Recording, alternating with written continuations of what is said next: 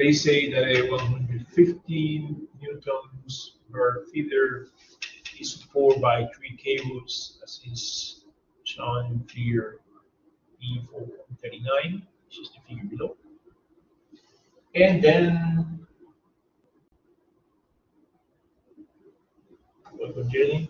so, and then they say find the tension in each cable.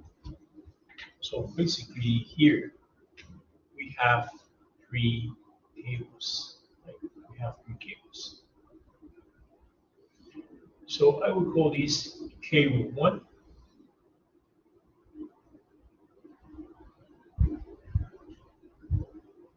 This will be my cable 2.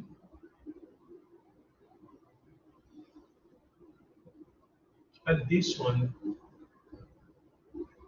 will be the cable 3.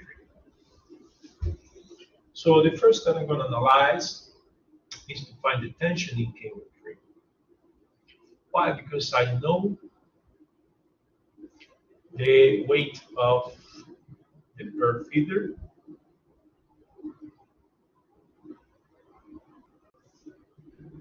is 150 newtons. Remember that the weight is a measure of, the force of attraction that the earth on bodies that are on its surface or close to its surface, right? This is what the weight is. So the weight is a force, right? It has a direction, magnitude, and we should not confuse the weight with the mass. There is a common misunderstanding between the weight of a body and the mass of the body, right? So students sometimes think they are the same thing. Mass is a scalar quantity. Mass is a measure of the amount of matter that we have in the body, while weight is a measure of the attraction, the force of attraction that the earth exerts on the bodies. So I know the weight. So when I make a diagram, including, cable 3, what I have in cable 3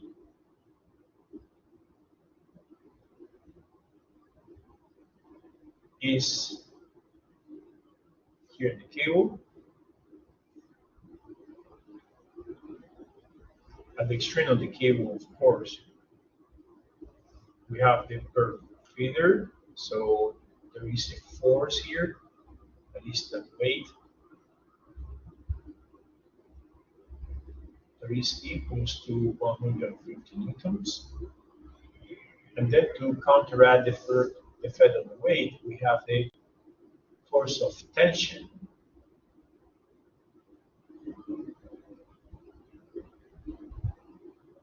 The tension 3. That is the tension on cable 3. So when we make a sum of the forces in the y-axis, as this body is not moving, we can say that sum of forces is equal to 0. It's equal to the 0 vector. And then we can say that if you want to represent this as a vector, so you can say that this is vector t3 plus vector w equals 0. Now representing this as scalars, you can say that t3 minus w equals 0. So T3 will be equal to W. So the tension 3 would be equals to 150 meters. That would be the tension, on cable 3. Now, once I know this tension, to find the tension in 1 and 2, I would just take this point where all the cables are meeting, and I would represent the forces, at this point. That is the point where all the cables what the cable is made, right? So what we know about that point, well, we know now that we have the tension 3 acting here. Now the tension 3 is pulling down this, right? Because it's just like the action of the weight is counteracting the weight. So we have the tension 3 downward. Yeah. There is a method in strand materials that we call the section method that basically says that why are we saying that the force in cable 3 points downward if I show you here tension 3 pointing over. Basically, because I have my cable 3, this is my cable 3.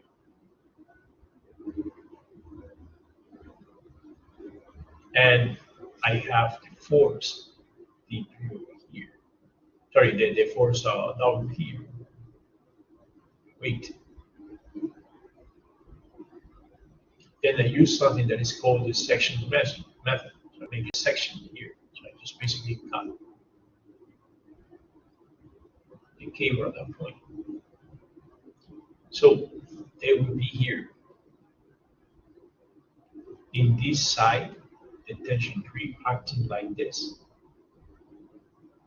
But at the other side of the section, the tension 3 will be acting like this. The point where the 3 cables are meeting is over here. So as you can see, in the part that corresponds, so above the point where I did a section, in the part that corresponds to, the point where the 3 cables are meeting, okay, then the tension 3 points downward. So that's why I would represent my tension 3 here, downward.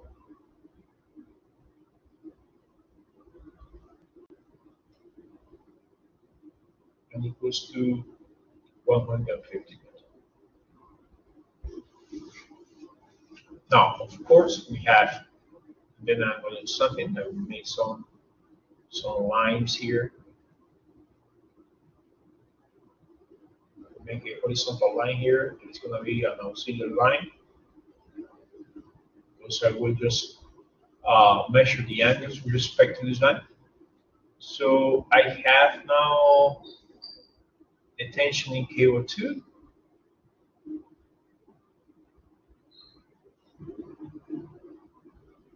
And this tension in KO2 is acting at 30 degrees with respect to the horizontal. So this is the tension in the cable 2. And we have the tension in the cable 1. This tension in the cable 1 is acting at 60 degrees above the horizontal with respect to the negative y-axis. So this is one of the problems where your knowledge of trigonometry will help a lot. Once I have, my force diagram, I will be able now to make the sum of the forces here in the x-axis. And I will say that the sum of the forces in x is going to equal to the 0 vector. So I will be taking positive load forces that points to the right, because I'm in the direction of the positive x-axis, in the direction of the also, well, in the direction also of the unit vector, right? So I will say that this would be T2. So in x, I have the projection of the force T2 on the x-axis. There is T2 cosine of 30. And then I have the x component of T1 acting on the x-axis by pointing to the left. So minus T1 cosine of 60. And that will be 0. This would be my equation 1. Of course, I can just do some transformations on this equation because I know that later I will need to put, I will need to solve a system of equations. So I will just solve for T sub 2. And then we have ready, an expression in terms of an expression for T sub 2 in terms of T sub 1. So we say that solving for T sub 2, T sub 2 cosine of 30 degrees would be equal to T sub 1 cosine of 60. And we divide by cosine of 30 would be equal to T sub 1 cosine of 60. And we divide by cosine of 30. So T sub 2 is equal to T sub 1 cosine of 60 degrees over the cosine of 30 degrees. And then we have this expression ready to use later. So we use this expression later, to substitute into the new equation that I will get now when I make the sum of the forces in Y. So now we make a sum of forces in Y. So as there is no motion in the Y direction, so this is equal to the 0 vector. And then I will be taking positive the forces pointing outward. So T1 have a Y component, right? Force, the tension is 1/2 a Y component. That Y component of this 1 is opposite to the angle of 60 degrees, so that Y component of this 1 would be T1 sine of 60 degrees. Points up. T2 have another component, another Y component, another vertical component that also points upward, and it's opposite to the angle of 30 degrees, so it will be T2 sine of 30 degrees.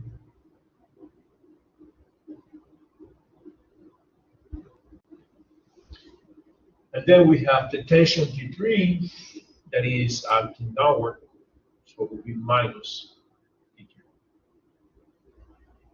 All this equal to 0. I know the magnitude of T3, so we'll substitute the magnitude. But first, I have now, variables T1 and T2. I know T3, I said it's 150. I need to put the equation in terms of only one variable. So I will substitute T sub 2 by this expression here.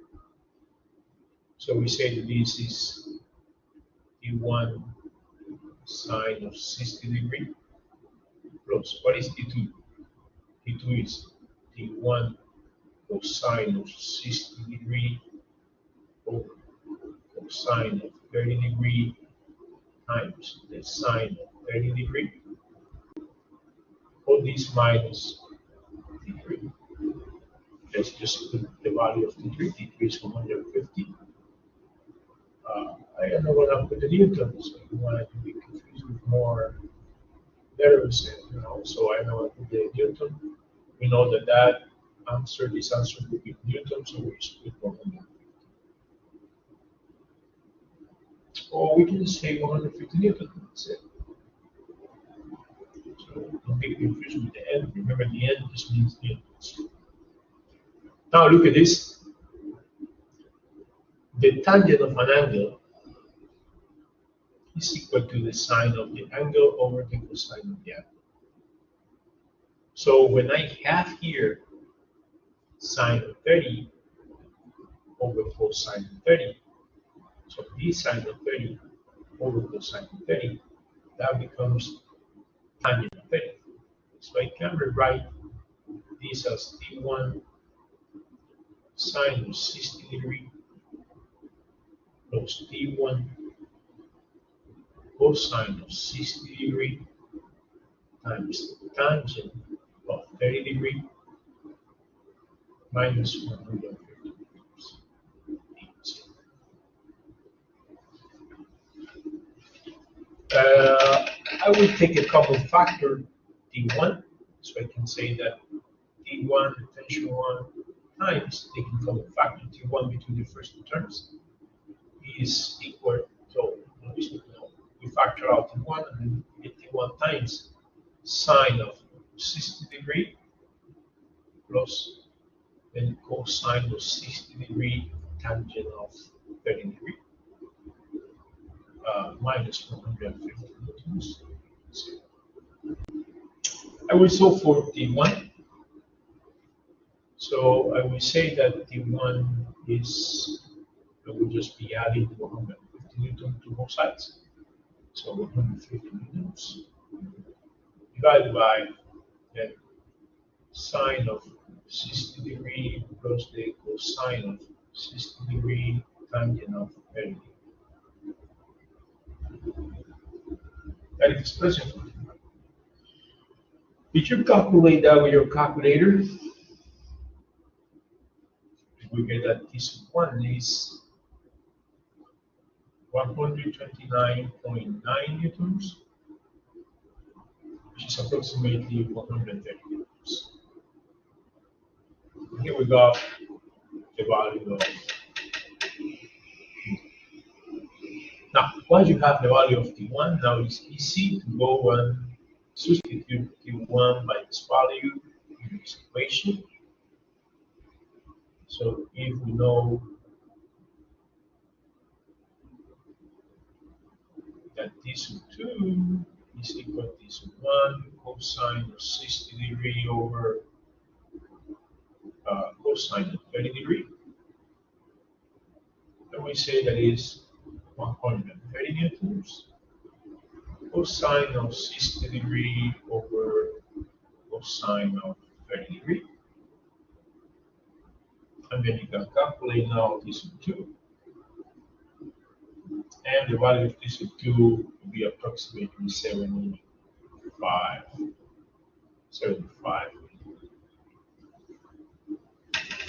Welcome, Victoria.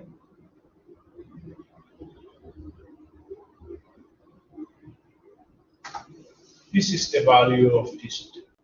So we were able to calculate not only the value of T1, but also the value of T2. So we were able to solve the system, right?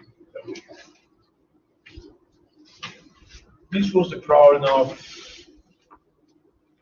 this part of Newton's law of motion that I want to explain. No, just finding the tension.